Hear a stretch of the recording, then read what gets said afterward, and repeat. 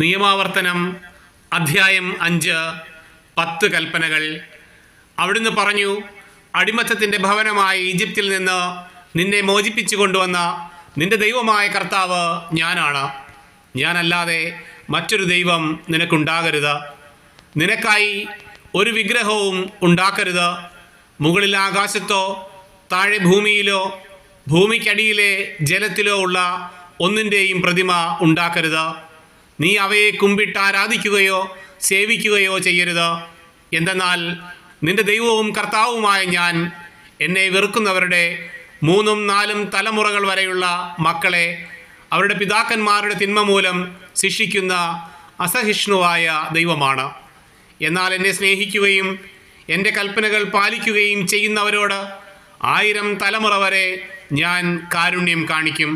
നിന്റെ ദൈവമായ കർത്താവിൻ്റെ നാമം വൃഥാ ഉപയോഗിക്കരുത്. തൻ്റെ നാമം വൃഥാ ഉപയോഗിക്കുന്നവനെ കർത്താവ് ശിക്ഷിക്കാതെ വിട്ടയക്കുകയില്ല. നിന്റെ ദൈവമായ കർത്താവ് കൽപ്പിച്ചതുപോലെ സാബത്ത് ആചരിക്കുക, വിശുദ്ധമായി കൊണ്ടാടുക. 6 ദിവസം അധ്വാനിക്കുകയും എല്ലാ ജോലികളും നിർവഹിക്കുകയും ചെയ്തു കൊള്ളുക.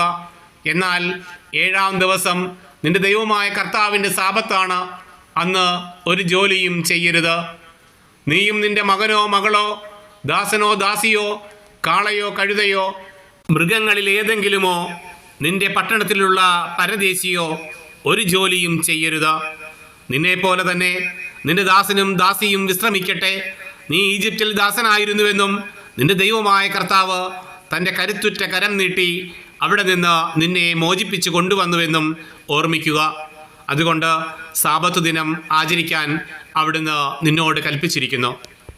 നീ ദീർഘനാൾ ജീവിച്ചിരിക്കാനും നിന്റെ ദൈവമായ കർത്താവ് തരുന്ന നാട്ടിൽ നിനക്ക് നന്മയുണ്ടാകാനും വേണ്ടി അവിടുന്ന് കൽപ്പിച്ചിരിക്കുന്നത് പോലെ നിന്റെ പിതാവിനെയും മാതാവിനെയും ബഹുമാനിക്കുക.